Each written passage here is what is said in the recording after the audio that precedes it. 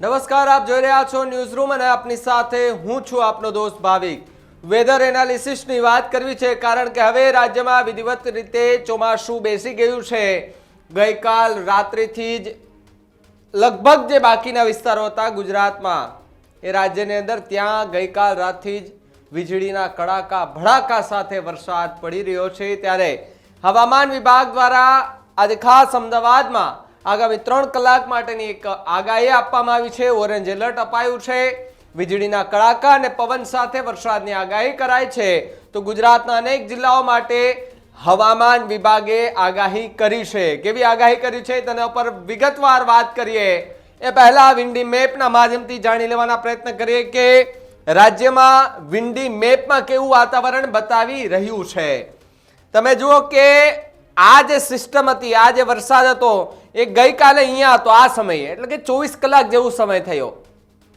અહીંયાથી આ પવન અને આખી સિસ્ટમ ધકેલાઈ ગઈ છે પેલી બાજુ, હવે સીધું જ ગુજરાતને પાર કરીને ગઈ છે। એટલે સામાન્ય રીતે ગુજરાતના કેટલાય ભાગો એવા હતા કે ત્યાં ગત રાત્રિએ એટલો ધોધમાર વરસાદ વરસ્યો કે લોકોને ખબર જ ન પડી પાણી ક્યારે એ રોડ રસ્તામાં પાણી ભરાઈ ગયા।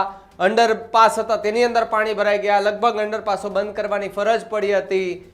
પ્રી મોન્સૂનની કામગીરીની પોલ તો ખુલતી એટલે આ વખતે ખુલી ગઈ હતી, એના વિશે પછીની ચર્ચા કરીશું। પણ વરસાદની વાત કરીએ તો અત્યારે આ સ્થિતિ દેખાઈ રહી છે।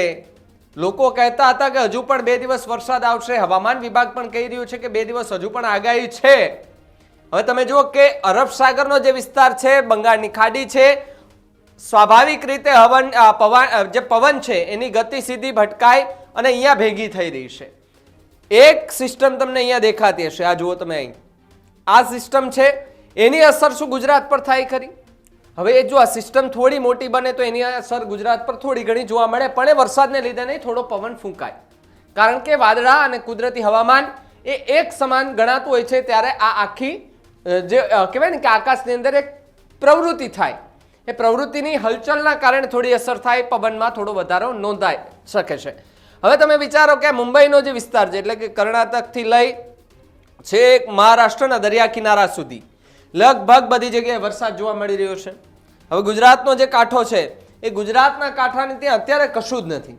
હા, વાદળછાયું વાતાવરણ છે, ક્યાંક ધીમી ધારે વરસાદ પડી રહ્યો છે, છૂટો છવાયો વરસાદ, આ બધી જ જે વિડીયો છે તે સામે આવી રહ્યા છે। પણ આગામી 3 કલાક કેવી રહેશે તેના વિશે વાત કરીએ પહેલા આજનું વેધર હતું। આવતીકાલે વિંડીમાં કયા પ્રકારના દ્રશ્યો દેખાડી રહ્યા છે એ પણ જોવાના પ્રયત્ન કરી લઈએ, કારણ કે તમે જુઓ થોડું ભેજવાળું વાતાવરણ અને થોડી એવી દરિયાકાંઠાનો જે વિસ્તાર છે એ વિસ્તારની અંદર વરસાદ થોડો જોવા મળી રહ્યો છે।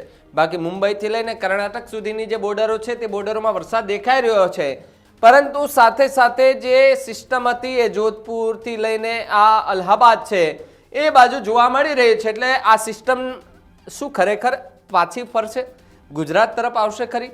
એને જોવું હોય તો ત્રીજા દિવસે આપણે આ વિન્ડી મેપમાં જવું પડે। ત્રીજા દિવસે જઈને જોઈએ તો આની થોડી હલચલ કેટલી વધે છે, કારણ કે આ જે સિસ્ટમ છે એ જ સિસ્ટમે ગઈકાલે અમદાવાદની અંદર વરસાદ વરસાવ્યો હતો। આ બીજો દિવસ હતો। ત્રીજો દિવસ જોઈએ કે આ સિસ્ટમ એની અંદર શું હલચલ જોવા મળી શકે છે, કારણ કે તમે જુઓ કે અહીંથી આખી સિસ્ટમ થોડી તૂટી ગઈ છે, 2 ભાગમાં વેચાઈ ગયેલી દેખાય છે। અહીંયા થોડો ગેપ છે, એટલે કે અહીંયા થોડો વરસાદ છે, ગાજવીજ સાથે વરસાદ જોવા મળી રહ્યો છે, સીધી જ અસર એને અહીંયા જોવા મળી રહી છે।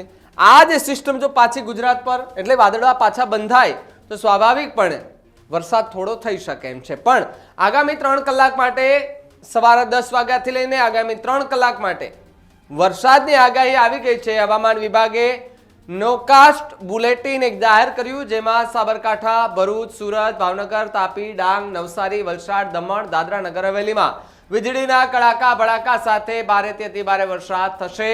61 કિલોમીટર પ્રતિ કલાકની ઝડપે પવન ફૂંકાશે એવું હવામાન વિભાગે સાથે સાથે અલગ અલગ વિસ્તારોમાં રેડ એલર્ટ પણ જાહેર કર્યું છે।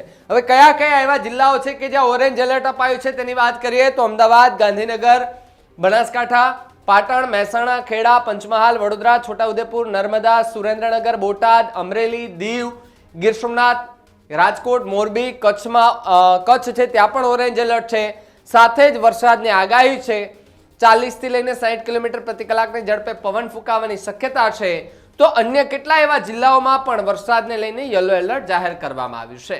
પરંતુ રાજ્યમાં 2 દિવસ સાર્વત્રિક વરસાદની આગાહી છે, તો એમાં કેવો વરસાદ થવાનો છે તેના વિશે વાત કરીએ તો આગામી 2 દિવસ રાજ્યના જુદા જુદા વિસ્તારોમાં છૂટોછવાયો વરસાદ વરસશે.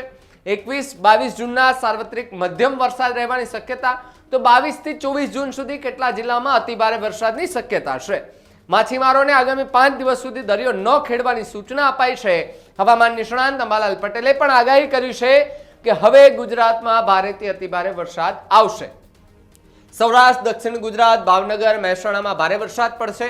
ગાંધીનગર અને અમદાવાદના વિસ્તારોમાં પણ ભારેથી અતિભારે વરસાદની આગાહી છે, જેમાં નીચાણવાળા વિસ્તારોમાં પાણી ભરાઈ જશે. હવાની સ્થિતિ સમગ્ર ગુજરાતમાં ભારેથી અતિભારે વરસાદની સ્થિતિ સર્જાશે. વરસાદ પડવાથી નદીઓ પણ 2 કાંઠે વહેતી થશે તેવી હવામાન વિભાગે આગાહી કરી છે. વરસાદને લઈ લોકોએ આગમચેતી રાખવાની જરૂર છે તેવી પણ હવામાન વિભાગ, હવામાન નિષ્ણાંતો કહી રહ્યા છે.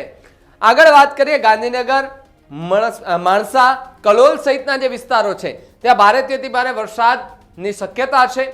કાચા મકાનોમાં રહેતા લોકોને ખાસ કરીને ધ્યાન રાખવું પડશે. ઢોર ઢાંખરને સાચવવું, પવન ફૂંકાશે, વીજળી પડવાથી મૃત્યુ પણ થઈ શકે તેવી વાત હવામાન વિભાગ અત્યારે કહી રહી છે. પણ વિન્ડી મેપની અંદર જે મેપ બતાવી રહ્યો છે એ મેપ આપણે કુદરતી રીતે આપણે કંઈક ટેકનિકલ રીતે મેં તમને આ બધું સમજાવ્યું છે, પણ કુદરતની કરામત છે. અત્યારે આમાં વરસાદ નથી બતાવતો, અડધી કલાક જેવું થાય તો અહીંયા વાદળ બંધાઈ જાય ને અહીંયા પણ મેઘો મુસળધાર પડી શકે છે. આ તો બસ એક અનુમાન છે. હવામાન નિષ્ણાંતો અનુમાન લગાવી રહ્યા છે, આગાહી કરી રહ્યા છે. હવામાન વિભાગ છે એ સતત આ વેધર, આ વાતાવરણ પર નજર રાખી રહ્યું છે અને કહી રહ્યા છે કે વરસાદ થશે કે કેમ. તમે કયા વિસ્તારમાં રહો છો ને તમારા વિસ્તારમાં કેટલો વરસાદ છે? જો તમે પણ આ વિડીયો જોતા હો તો કમેન્ટ બોક્સમાં લખજો. જોતા રહેજો ન્યૂઝરૂમ. નમસ્કાર.